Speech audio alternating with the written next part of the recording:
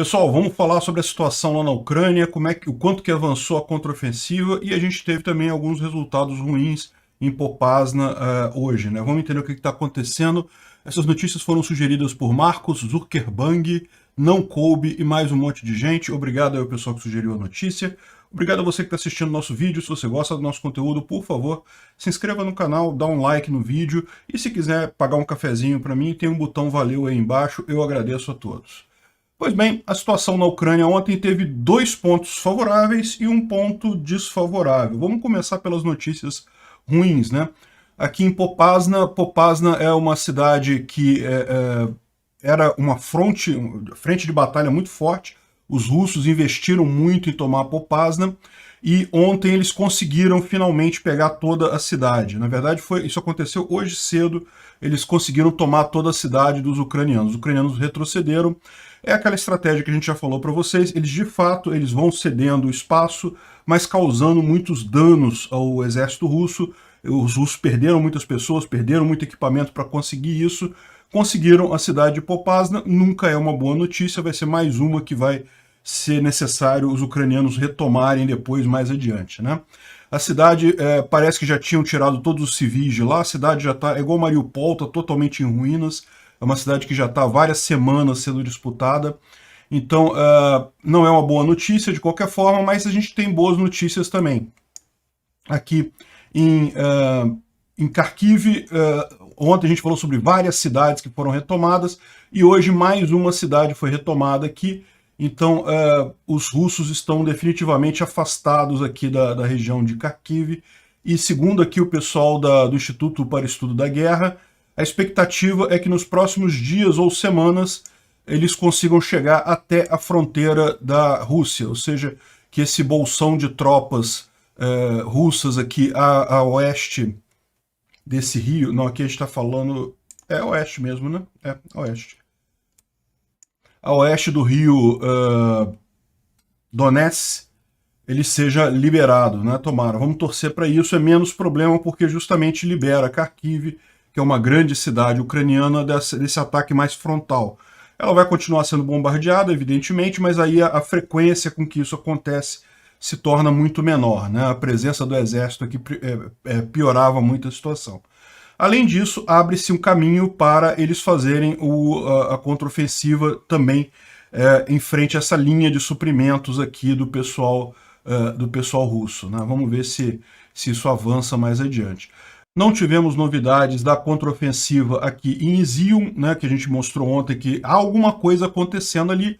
Não temos nenhuma informação ainda. A gente teve a informação de que o exército ucraniano falou que iria fazer a contraofensiva em Izium, e a gente viu evidências no vídeo de ontem de combates nessa região aqui, né? Mas por enquanto não temos nenhuma novidade nisso daí. A outra boa novidade é que o exército falou que vai começar a contraofensiva em Zaporizhia, essa região aqui, né, esse outro fronte de batalha, em que da mesma forma os russos pararam de avançar, eles não conseguem mais avançar, e então os ucranianos estão avisando agora que vão fazer essa contraofensiva. Por hora, não tem nada de concreto. A questão lembra que a gente falou, né? Eu achei até estranho quando o exército ucraniano falou que ia fazer uma contraofensiva aqui. É o tipo da coisa que não necessariamente você anuncia, mas isso deve fazer parte de alguma estratégia do exército ucraniano, talvez para avisar os próprios moradores da região, para eles ajudarem, né, no esforço dessa contraofensiva. Então, o fato é que estão avisando o que vão fazer aqui agora. Vamos ver como é que isso caminha nos próximos dias, né? A gente teve uma outra boa notícia também, que foi o fim da evacuação do Azovstal lá em Mariupol, né? Então, Mariupol, continuam os combatentes ucranianos nessa área, mas não tem mais civis, ou pelo menos a maior parte dos civis já foi evacuada, né? Está havendo agora uma negociação, o Zelensky tem negociado com o Erdogan da Turquia para tentar tirar os combatentes daqui e abandonar Azovstal. Realmente a força ucraniana aqui, a gente sabia que era uma missão que não tinha como eles resistirem por muito tempo, era uma coisa que o fato deles terem resistido tanto tempo ajudou muito a Ucrânia nos outros frontes, porque obrigou a Rússia a ficar forçando gente aqui, mas era meio que uma causa perdida, eles estavam totalmente isolados, não conseguiam suprimentos e coisa e tal, então realmente a gente sabia que era uma questão de tempo, né? A grande questão é que não vale a pena deixar o pessoal morrer aqui, então evidentemente o melhor é tirar eles, né? Ah, eles podem se render. A questão toda é que o que acontece com os soldados ucranianos quando se rendem para os russos é que a maior parte deles é morto imediatamente e os que não são mortos vão ser torturados por informações por muito tempo. Então, o que eles estão tentando negociar, o Zelensky está tentando negociar, incluindo o Erdogan na parada, é que um barco turco possa pegar eles aqui e levar eles como prisioneiros de guerra para a Turquia, ou seja, tirando a Rússia e a Ucrânia da situação, né? E daí eles ficariam lá na Turquia ou depois seriam devolvidos à Ucrânia, aí não interessa. O importante é justamente uma forma deles saírem daqui sem ter que passar pela mão dos russos. Vamos ver se eles conseguem esse tipo de coisa. Parece que tem muitos feridos entre os militares, é esperado, né? Realmente é uma situação complicada aqui. Vamos ver se eles conseguem algum resultado para isso daqui. Aparentemente, pelo que eles estão dizendo, não tem mais força de combate as tropas ucranianas aqui em Mariupol, né? Bom, e tivemos ontem mais um show de ataques no Mar Negro, né? Essa aqui foi uma gravação, deixa eu tocar aqui para vocês, de dois ucranianos, dois jatos Su-27 ucranianos bombardeando a ilha das Cobras, aquela primeira ilha, logo no início da guerra, ela foi tomada pelos russos, mas os aviões ucranianos foram lá e destruíram mais alguma coisa da base russa que tem aqui. Essa ilha, embora seja uma ilha pequena, ela é estratégica porque ela fica justamente avançada dentro do Mar Negro, então ela é muito usada justamente para você fazer bases antiaéreas e coisa e tal, mas você viu os aviões ucranianos continuam agindo aqui, né? E não foi só esse caso particular, teve esse outro caso aqui também, na mesma ilha em que um drone ucraniano destruiu um helicóptero russo, né? E aí o pessoal está brincando até que, mas o drone Bayraktar TB2 ele não foi feito para combate aéreo, né, para brigar com outras aeronaves e coisa e tal, mas aqui no caso, é que lógico que foi um caso especial, né? O helicóptero estava praticamente pousado. Vamos ver isso aqui. Tá vendo o helicóptero russo aqui, está tentando liberar soldados russos, está desembarcando soldados russos aqui na Ilha das Cobras. Como a gente já mostrou, já foi alvo de vários bombardeios, então certamente os russos estão precisando recolocar tropas ali na região, mas não foi dessa vez ainda que eles conseguiram, né? E a gente teve mais dois barquinhos que foram, pequenos barcos menores, que foram atingidos por drones Bayraktar na região do Mar Negro, né?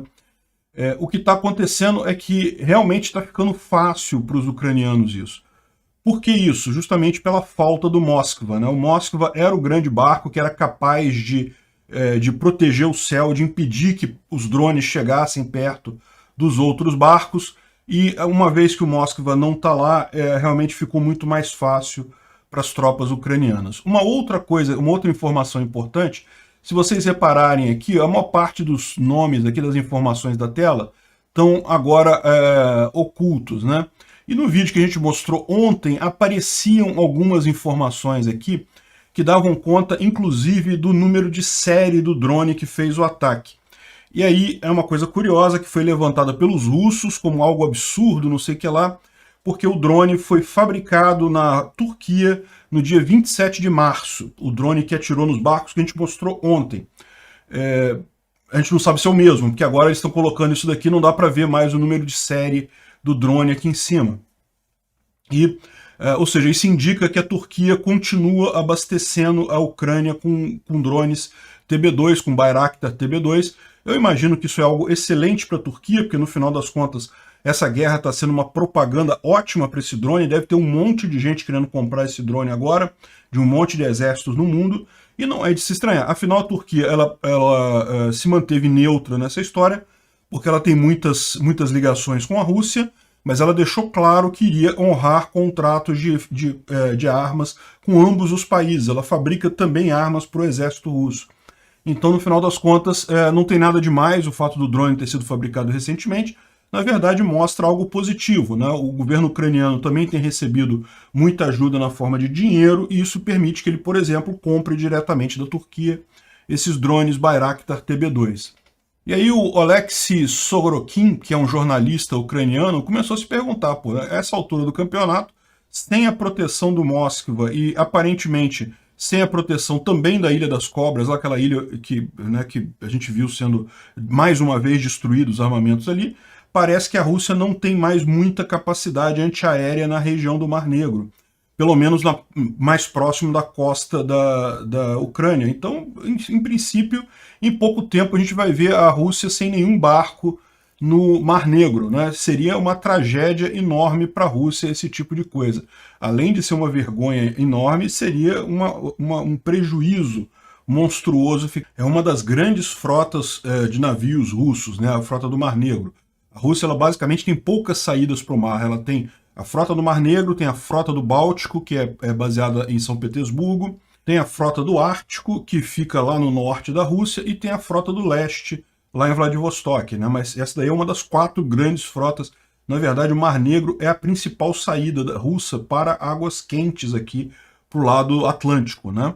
No lado leste é outra história, mas aqui no Atlântico, ela basicamente, no Mar Báltico, congela a região ali de São Petersburgo no inverno, no Ártico a mesma coisa, a água quente que ela tem é o Mar Negro, e aparentemente vai ficar totalmente sem frota no final dessa guerra, se as coisas continuarem desse jeito, né? Realmente uma preocupação grande. Aqui, o Philip O'Brien ele incluiu uma informação de que a Euromaidan Press, Euromaidan é uma instituição que surgiu lá em 2014, justamente fomentando a briga da Ucrânia contra a Rússia, né? Vocês lembram, houve uma grande revolução da Praça Maidan lá na Ucrânia, que foi o que derrubou o presidente ucraniano então, que era um fantoche russo, e justamente começou essa aproximação da Ucrânia com a Europa. Ou seja, essa instituição não é o governo ucraniano, mas é muito pró-Ucrânia, pró-Europa, é uma instituição, é bom deixar claro esse viés dela, né? E eles estão também fazendo um reporte diário dessa guerra, então eles estão liberando esses reportes aqui. E no reporte de ontem, que é do 73º dia da guerra, eles falaram alguma coisa que, segundo o Philip O'Brien, ou está errado, ou seja, ou eles erraram, exageraram no assunto, ou então o exército russo está realmente no finalzinho da capacidade, né? E o que é? É o que eles falam nesse ponto aqui, ó. Os conscritos do 98ª Divisão Russa, né, que está brigando em Kharkiv, lá tá lutando contra os ucranianos que estão fazendo a contraofensiva, devido à necessidade de recolocar pessoal, né, eles têm perdido muita gente, eles chamaram recrutas do 8º Exército do Distrito Militar Sul, que foram mandados para a Ucrânia após apenas 4 dias de treino. Ou seja, o que eles estão dizendo aqui, a Rússia não tem pessoal, está sem gente para colocar aqui, está pegando o pessoal. A gente falou sobre essa questão dos conscritos, né, dos conscritos russos, né? O conscrito é o serviço militar russo lá, igual a gente tem aqui no Brasil, que você, quando faz 18 anos, é obrigado a servir por 1 ano, e que o Putin havia prometido que não iria colocar esses soldados nessa guerra, mas o fato é que, aparentemente, sim, muitos desses soldados estavam envolvidos desde o início e continuam sendo enviados, né?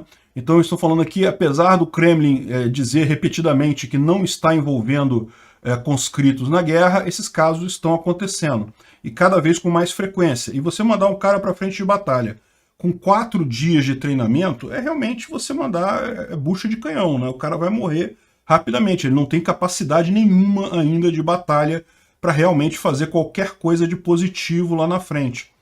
Então, realmente, se isso aqui for verdade, isso significa um colapso do exército russo, não tem nenhuma condição de se manter. A alternativa é ser algum exagero, né? Ou seja, isso daqui, como eu falei, é uma mídia bastante ligada à Ucrânia, então pode ter exagerado neste ponto aqui, né? Mas se isso aqui for verdade, meu amigo, a gente está vendo coisa de semanas até o exército russo colapsar. e isso não é uma coisa muito impossível de acontecer, como eu falei para vocês, já dá a impressão de que há um colapso em andamento no exército russo, realmente, eles não conseguem avançar praticamente nada. Você pode falar que, mas eles avançaram em Popasna aqui, né? Pois é, mas para pensar, eles estão lutando nesse fronte inteiro aqui, e tem pouquíssimas coisas a colocar como avanço, né? É uma quantidade enorme de soldados russos que tem aqui e não tem conseguido fazer basicamente nada em termos de avanço. Isso é sinal realmente de que a situação lá não está boa, né? Bom, outras informações interessantes aqui da situação na Ucrânia. Ontem teve um programa na televisão militar russa, né? Aliás, teve dois programas interessantes, duas frases interessantes. Então, nota, isso aqui foi falado por jornalista na televisão russa. Então, entenda, não quer dizer nada em termos de estratégia russa em si. Isso aqui é como o jornalista está falando a coisa, mas isso mostra que esse tipo de assunto está sendo discutido lá na Rússia também. E ele fala que justamente que a mobilização russa não iria mudar muita coisa, porque as armas que a Rússia tem, as melhores já estão sendo usadas, e se você chamar mais pessoas para o exército russo, você pode conseguir colocar essas pessoas na frente de batalha, mas vai ser novamente pessoas com pouco treinamento e com poucas armas. Eles não conseguem armamento novo que consiga competir com o armamento fornecido pela OTAN, né? Ou seja, a Ucrânia, ela está lutando ali na frente, certamente muitas das armas dela são armas antigas também, né? A gente sabe que a Ucrânia não tinha um grande exército, né? O exército deles lutou com muita força, com muita disposição, conseguiu muito mais do que se esperava deles, mas a gente sabia que o exército ucraniano não era grandes coisas, começou a melhorar a partir de 2014. Só que agora, ele tendo um monte de armas da OTAN agora, e equipamentos modernos que estão sendo mantidos, abastecidos pela OTAN, a Ucrânia está num outro patamar. A Ucrânia já está treinando recrutas já há algum tempo, há mais de 2 meses, e imagina-se que em 3 meses o pessoal já tem pelo menos um básico para entrar em combate, é muito diferente de 4 dias, e tendo armamento também, esse pessoal pode entrar na linha de batalha com muita força, né? A Rússia, ela pode até colocar gente, pode até chamar os recrutas dela, mas para colocar esse pessoal na frente, eles não têm armamento suficiente. É basicamente a decretação da falência do segundo maior exército do mundo e coisa e tal, que se acreditava que a Rússia era até então, né? A gente está vendo que o que eles estão falando aqui é que realmente tem um monte de munição, um monte de míssil, mas cada vez coisa mais velha. O que tinha de mais novo já foi usado, na verdade, né? A gente tem visto que a Rússia já está cada vez com menos mísseis, com problemas de achar mísseis e coisa e tal, e a própria munição também, o que tem é muita coisa velha, que se for usar de verdade, a chance de não funcionar é grande. Então daqui o que ele está colocando uma das coisas que o Putin pode fazer no dia 9 de maio é justamente fazer mobilização, chamar mais conscritos, mas isso não deve ajudar muito no final das contas, só vai fazer o Zerg-Rush lá, a guerra de carne, né? Jogar conscrito na linha de frente para morrer rapidamente, pelo jeito realmente isso é um problema, né? E veja, essa questão de armamento é importante notar, porque o que acontece? Os armamentos da OTAN, eles têm um alcance, os armamentos de artilharia, os canhões lá, os vários obuses e coisa e tal, eles têm um alcance muito maior do que os russos. Então, isso permite que a fronte ucraniana consiga avançar com muita facilidade. Na disputa frente a frente, o fato de você ter uma arma com um alcance muito maior é uma coisa que realmente ajuda muito nessa proposta de contraofensiva aí, né? E a outra informação que a gente teve também saiu na mídia russa ontem, e, de novo, é importante notar que isso aqui é jornalista falando, não é o governo russo falando isso, né? Mas um analista estava falando que o problema da Rússia é a economia está indo muito mal. É o que a gente está falando para vocês aqui, o pessoal está dizendo aí, não, que olha o valor do rublo voltou ao normal. Não, esquece isso. O valor do rublo está sendo mantido por força de determinação de coisas lá do Banco Central russo. E a economia russa está sentindo muito as sanções. E aí o que o pessoal está falando? Não, que a nossa economia não está conseguindo atender às necessidades das forças armadas, precisa de mais dinheiro para armar as forças russas, né? Isso é um problema, porque na verdade, mesmo que a Rússia tivesse dinheiro para comprar armas, ela tem pouquíssimos países de onde ela pode comprar essas armas, né? A maior parte dos países está fazendo bloqueios, sanções, não vai vender nenhuma arma para ela, Então ela tem muita limitação nisso daí. É lógico, ela ainda pode comprar da China, talvez da Turquia e coisa e tal, mas mesmo aí é difícil porque, lembra, tem aquela questão das sanções indiretas. Uma empresa turca que venda para a Rússia pode ficar sem chip depois. Isso é um problema. Enfim, o que ele está falando aqui é que a economia está muito ruim e talvez a gente tenha que mover para socialismo militar ou economia de guerra, com o governo comandando tudo. Eu já vi esse filme antes. Você lembra do negócio chamado União Soviética? Não deu muito certo da última vez, não, cara. Não deu muito certo esse negócio do governo controlar tudo, não. No final das contas, isso acaba tirando a eficácia da economia, a eficiência da economia e gerando, no final das contas, um colapso, que foi o que a União Soviética viveu nos anos 1990, né? Incrível como é que o Putin está meio que voltando com esse sentimento soviético para a Rússia e uma coisa meio desesperada mesmo, tá? Vai falir uma segunda vez, vai quebrar uma segunda vez a Rússia. Realmente muito triste isso, porque quem mais sofre com isso não vai ser o Putin, né? O Putin, eles até fizeram aqui a apreensão do iate dele, ele certamente está perdendo dinheiro, está perdendo bens e coisa e tal, mas o Putin vai se sair bem. O problema dessa história é o povo russo. Eles sim vão sofrer muito. É muito triste esse tipo de coisa. Enfim, além do... ontem a gente viu que os Estados Unidos vai oferecer o Land Lease no dia 9 de maio. Então, no dia 9 de maio, o governo americano vai oferecer o Land Lease, né, que é a possibilidade do exército americano doar qualquer equipamento que queira para a Ucrânia. Exatamente como fez com a Rússia na Segunda Guerra. A Rússia só conseguiu ganhar dos alemães na Segunda Guerra porque teve muita ajuda material dos americanos, exatamente como estão fazendo com a Ucrânia agora. Ou seja, não foi que os americanos colocaram soldados, colocaram tropas no exército soviético, não foi isso, eles deram equipamento, deram caminhões, deram armas, e é exatamente o que estão fazendo agora com a Ucrânia, né? E além disso, no Dia dos Veteranos na Inglaterra, que é no dia 8 de maio, que aliás é muito mais próprio, porque de fato, embora a Rússia comemore o dia 9 de maio como dia da rendição dos alemães, os alemães na verdade assinaram a rendição no dia 8 de maio, né?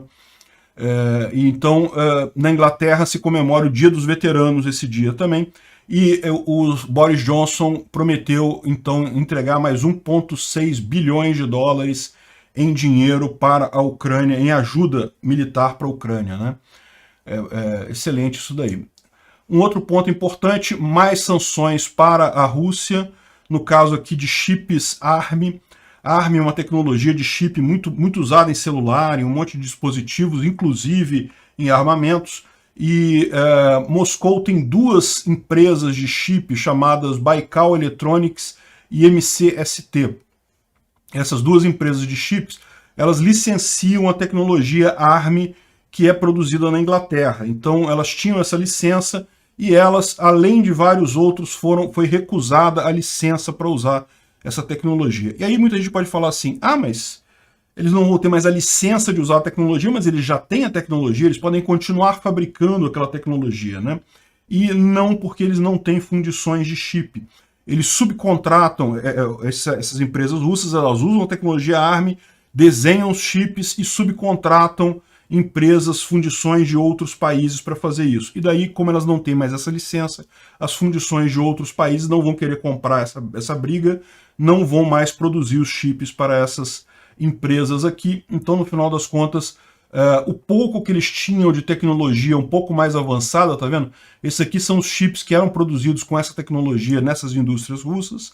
São chips de 28 nanômetros, tem até um de 16 nanômetros aqui. Eles falam aqui que são bem porcaria, não era um chip de boa qualidade, mas isso aqui seria a capacidade que a Rússia teria de um dia chegar num chip parecido com a capacidade do Ocidente, e agora não vai ter mais isso devido à remoção da licença de ARM, né? Então isso daí, de importante é isso, teve aqui o confisco do iate do Putin, e tem também o Bolsonaro novamente falando besteira, pedindo cessar-fogo. Não, cessar-fogo não, tem que pedir para a Rússia sair da Ucrânia, a Rússia está errada, não tem que cessar, vamos fazer um cessar-fogo e negociar. Isso é jogar do lado da Rússia, não tem essa. Tem que pedir para a Rússia sair da Ucrânia, a Rússia está errada. Fizeram a declaração lá, ele e o cara lá do Suriname, né? Que ele tá lá, Guiana, presidente da Guiana, que ele foi lá visitar o país e coisa e tal. Mais uma vez, Bolsonaro do lado errado nessa questão da Ucrânia. Obrigado por assistir o vídeo até o final. Além de curtir, compartilhar e se inscrever no canal, considere se tornar patrocinador com valores a partir de R$ 1,99. Clique no botão Seja Membro abaixo para saber as condições e vantagens de patrocinar o canal. Mais informações sobre o nosso projeto, visite nossos sites indicados na tela.